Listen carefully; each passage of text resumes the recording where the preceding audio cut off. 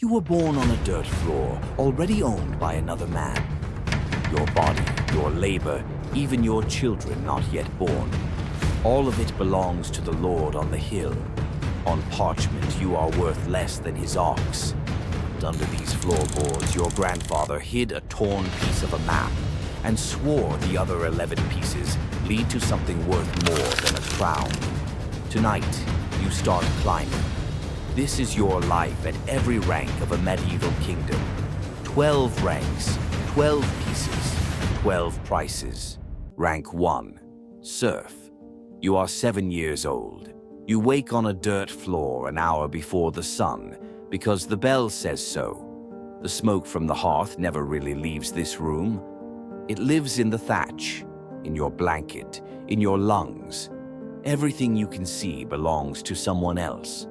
The field you'll work today, the Lord's, the plow, the Lord's, the seed, the ox, the hours of your day, his. 3 days of every week, your family works his land before you may touch your own. When your sister married last spring, your father paid the Lord a fee for the loss of her hands. You are 16 the day the ox stumbles on the Lord's field, and your father goes under the plow. The steward arrives before the priest does. He is not there to comfort your mother. He is there to record the fine, 1 shilling, for the workday your father's death has cost the estate. That night, your mother pries up the floorboard by the hearth and puts a scrap of parchment in your hand, a torn edge, faded ink, 1 corner of a drawing. Your grandfather carried it home from the wars and hid it here, and told her there were 11 more pieces in the world, and that together they led to something worth more than a crown. Then she tells you the other thing he learned in the wars, the law of the free towns. If a serf lives 1 year and 1 day inside free city walls, no lord can ever claim him again. Town air makes you free. You leave before the moon sets. You stand a long moment over your mother's sleeping face, and you do not wake her, because if she cries, the dogs will hear, and if the dogs hear, you die a serf. Freedom cost you the last sound of your mother's voice. You didn't dare wake her to say goodbye. Rank 2, Free Peasant. You spend a year and a day in the free town of Aldermere, hauling night soil, gutting fish, shoveling snow off rich men's doorsteps. Work so low, even the guilds don't bother guarding it. You sleep in a loft above a tannery and learn to stop smelling it. And on the 366th day, a clerk writes your name, your actual name, into the town rolls. And just like that, no man owns you. You rent a strip of land beyond the walls. That autumn, you cut your first barley, sell it at your own price, in your own market, and hold your first coins. 4 silver pennies, still warm from the buyer's palm. You bite one, just to be sure it's real. Then comes the black winter. The river freezes to its bed, and you learn the clause hidden inside your freedom. When famine comes, a lord must open his granary to his serfs. They are his property, and a man feeds his property. But you are nobody's property. Nobody owes you bread. You watch the Lord's grain wagons roll toward the very village you fled, while free men in Aldermere boil their shoe leather.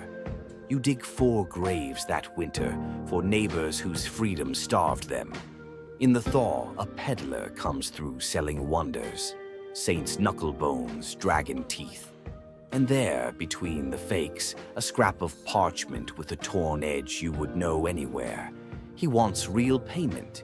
You give him your seed grain, next year's entire harvest, for a piece of paper.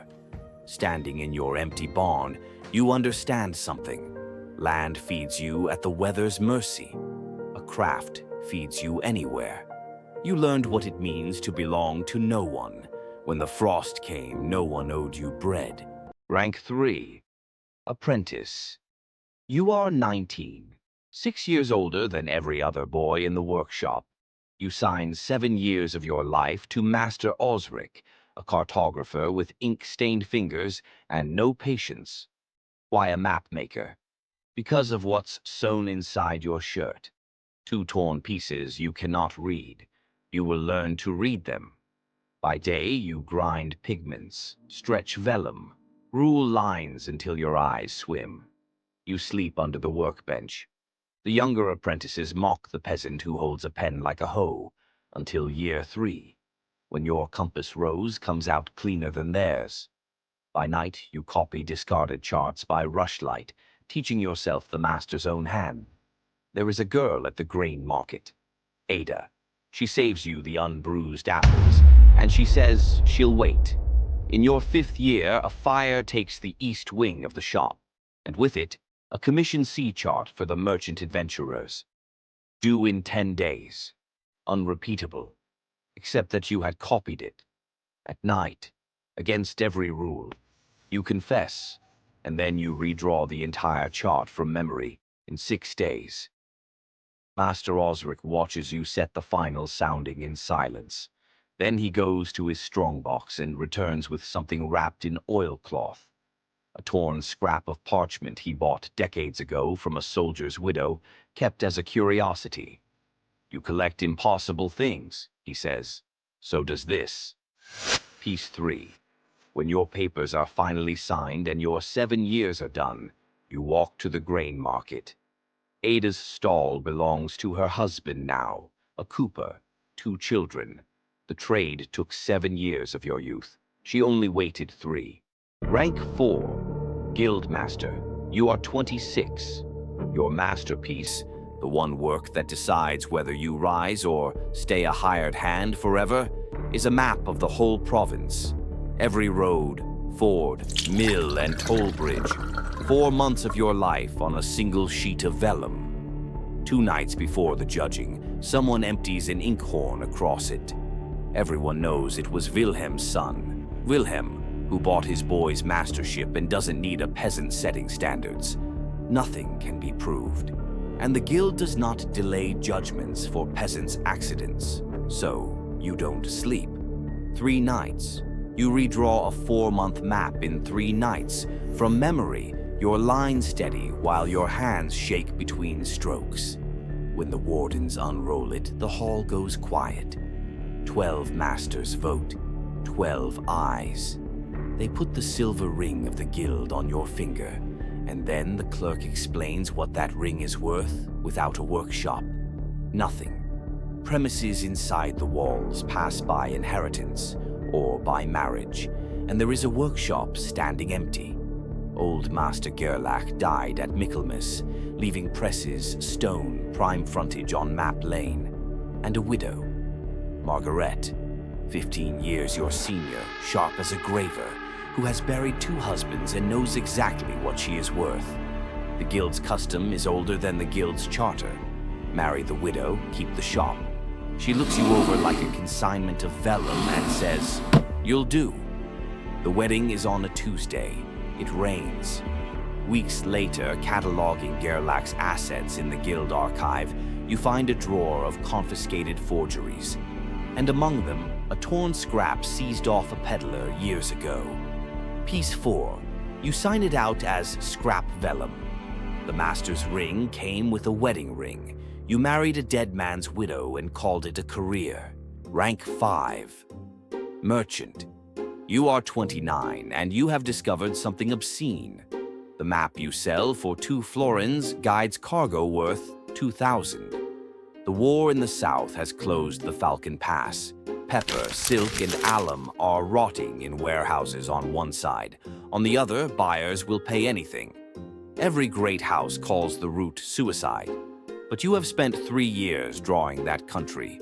You know the shepherd tracks that never touch the pass. You mortgage the workshop, Gerlach's presses, the house, all of it, and buy 12 wagons of cargo. Margaret runs the numbers with you because she is better at them than you are. And then, 1 week before departure, the sweating sickness comes through the quarter, and it takes her to bed. The physician says her crisis will come in 10 days. The caravan leaves in 2. If it waits, the season closes, and you lose the house and everything in it. She is the one who says go. I've buried 2 husbands, she says. I don't need help dying. You do the arithmetic. You go. 20 days later, you ride back through the gates with a 40-fold return, the richest new man in Aldermere. The bells you hear are not for you. Margaret died on the 9th day. Her sister was holding her hand. You were counting wagons at a river ford. You grow into everything now. Warehouses, a wharf, and a quieter trade, lending. Half the old nobility is gorgeous, armored, and broke, and their pride will sign anything. In a chest of pledges from a ruined baron between silver plate and a saint's finger bone, you find a torn scrap of parchment catalogued as Curiosity, Valueless. Piece 5, Valueless. You marry again at 30. Yolande, a shipping heiress. It is a merger with a wedding attached. Your daughter Isabeau is born the next spring, and holding her, you feel the first thing in years you haven't put a price on. The caravan made you rich in 20 days. Your wife died on the 9th. You'd done the arithmetic before you left, and you rode anyway. Rank 6, Knight. You are 35 when the crown stops repaying you, and starts instead sending invitations. The war is going badly. The treasury owes you 11,000 florins, which means the treasury has a problem. Kings do not have to pay commoners. So when the chancellor proposes an arrangement, raise and equip a company of 40 lances at your own cost, ride with the autumn muster, and the king will recognize your gentle blood. You understand exactly what is happening. You are not being honored. You are being converted from a creditor into an investment. You spend a fortune on horses, male and men. You spend 3 months learning, at 35, to hold a lance. From a drill sergeant who does not care how rich you are. The old family's watch is sneer. Pepper Knight, Ledger Lord, spurs that smell of ink. Then comes Rossfield. The enemy line breaks, and battle turns out to be nothing like the Chronicles. It is a cattle press, a crush of screaming, and in it a militiaman swings a billhook at your horse, and you put your sword through him before you know you've done it.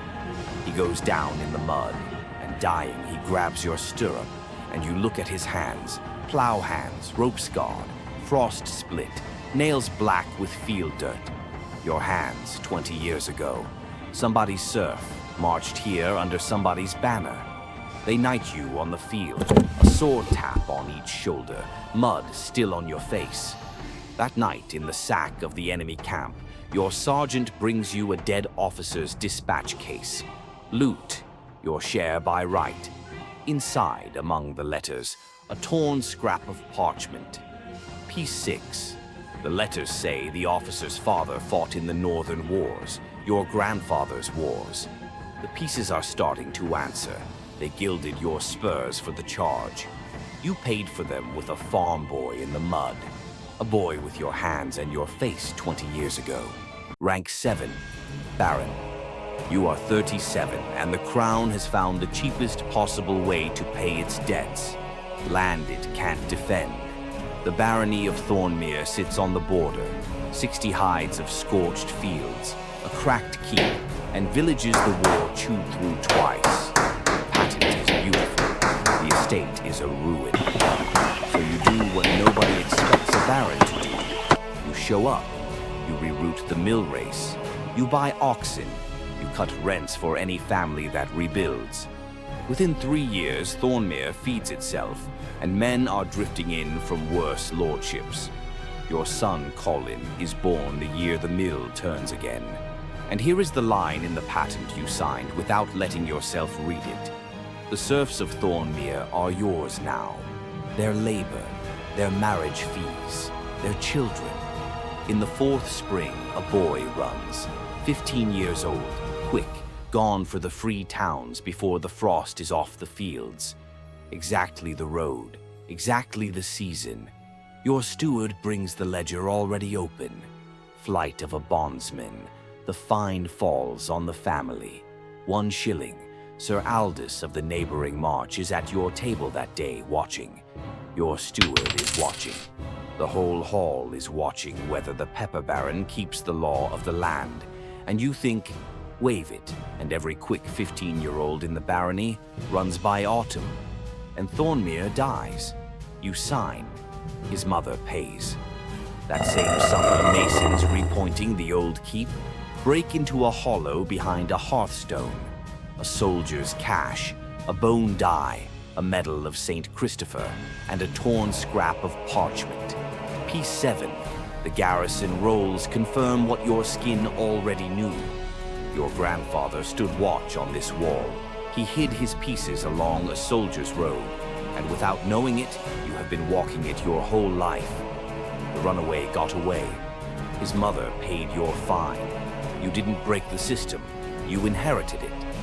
7 pieces lie on your table now, edges almost touching, 7 of 12. And you've noticed the pattern in your own ledgers. The higher the rank, the more each piece costs. Rank 8. Count. You are 42, and for 6 quiet years you have been buying one thing. Paper. Specifically, the debts of the House of Fawn, the lords on the hill, the lord your father died for. You buy their notes from Lombards, from wool factors, from a bishop. You never press, you just accumulate. And when old Lord Vaughn's heir wagers a harvest on a tournament and loses, all that paper comes due on the same morning, in the same hand. Yours. Lord Vaughan kneels in your hall. Actually kneels. The county will talk of nothing else for a decade, and asks for time. You give his family exactly what his family gave yours. The letter of the law. The crown, ever practical, would rather regularize you than fight you. The Vaughan lands can be yours as a county if the patent finds a friend at court, and friendship at court has a currency. The Duke of Merrow's son needs a bride with a dowry. Your Isabeau is 14. Yolande fights you for a week. Isabeau doesn't fight at all, which is worse. On the morning the carriage leaves, she waves from the window, and then, before the carriage reaches the gate, she stops and faces forward. That is the picture of her you will keep until you die. In the Vaughan muniment room, you find the estate ledgers going back 60 years. Your family has a page. Your sister's marriage fee. Your father's death day fine. Paid. And one line still open. Flight of a bondsman. Your name. 1 shilling. Unpaid. 40 years. You take the count's seal that now belongs to you, and you press it into the wax. Paid in full. The same chest lies a torn scrap of parchment, confiscated from a serf's cottage a lifetime ago. Piece 8. They took it from your grandfather. You took their house. The county needed a friend at court, so you bought one. Your daughter. She was 14. She stopped waving before the carriage turned. Rank 9. Duke. You are 47 when the old king dies with 2 sons and no clear law, and every lord in the realm must answer one question. Which brother? You answer it like a merchant. Prince Edmund is loved, gallant, and broke. Prince Richard is cold, unpopular, and understands compound interest. You send Richard grain, silver, and the border levies of Thornmere, and you send them early, which is the entire trick. Loyalty, like pepper, is priced by scarcity. The war comes down to West Hollow, the great rebel city that declared for Edmund. Richard gives you the siege. And a siege, it turns out, is not a battle. It is bookkeeping. You count their granaries against the calendar. You cut the river traffic. You buy up the harvest for 10 leagues around, and you close the gates of winter on 40,000 people. In December, envoys come over the wall offering terms. Richard's instruction is one line, no terms. So you hold the ring of camps. You keep the gates shut, 206 nights. You will not remember deciding to count them. West Hollow opens in March, too weak to lift the bar of its own gate. Richard is crowned by summer, and the man who won him his war kneels as a count and rises as a duke. West Hollow itself is in your patent, its bridge tolls, its mint. In the cathedral scriptorium, the canons show the new duke their treasures, and in a drawer of oddities, a torn scrap of parchment, catalogued 100 years ago as fragment of a mad soldier's map. Piece 9. The mad soldier had a name. You carry it? They gave you a duchy for keeping the gates shut. You still count the nights, 206, when the wind carried children's voices over the wall. Rank 10. Advisor to the king. You are 51 when King Richard names you Lord Treasurer and hands you, with great ceremony, a corpse, the treasury. The war emptied it. Plague in the southern ports is strangling the customs. Bread stands at triple price, and the capital's patience is thinner than the coinage, which is about to get thinner still, because that is your first act. You cry down the silver penny, minting 11 where there were 10. Quiet theft from every purse in the realm, including the purses that starved you at 17. It works. You know it will work, because you know exactly whom it hurts. Then the salt tax, then the grain licenses. Your lawn dies the winter the salt tax passes. You are at the mint when it happens. And in the third summer come the bread riots, and the king is hunting at Marrow when the council turns to you. You sign the order. Whitecross Market is cleared by horse, 11 dead. The king returns, tanned and sorrowful, and pardons 2 of the ringleaders personally, to weeping crowds.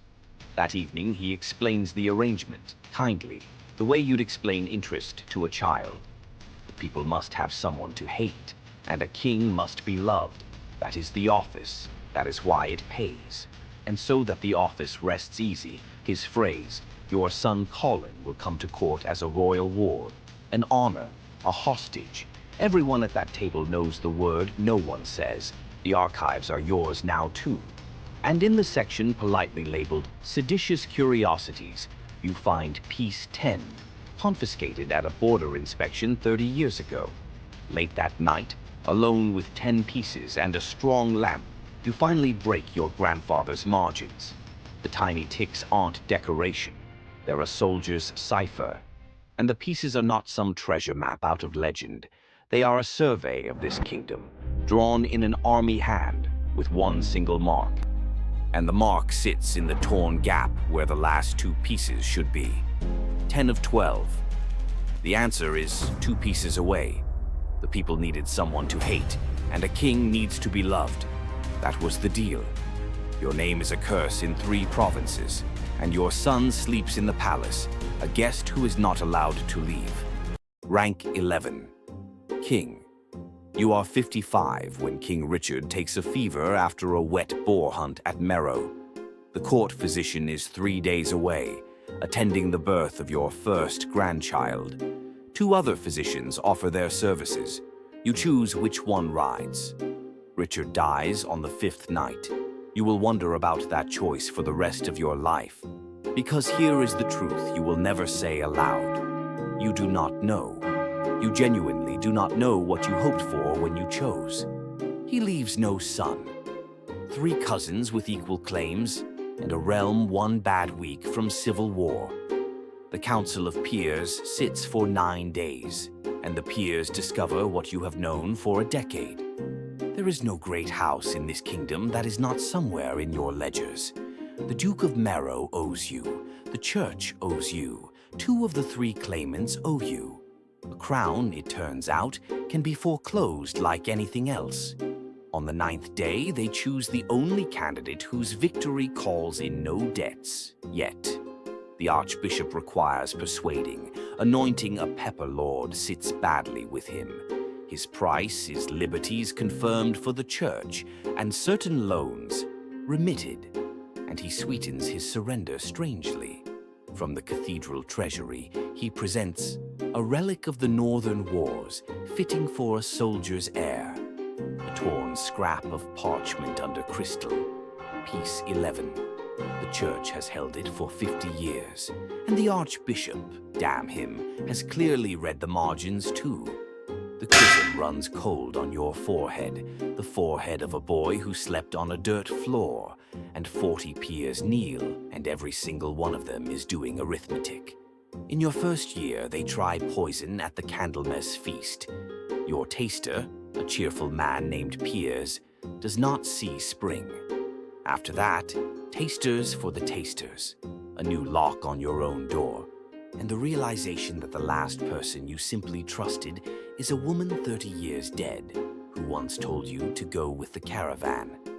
The crown weighs 4 pounds. You feel it at every meal someone else tastes first, and every night in a bed where no one sleeps on the other side.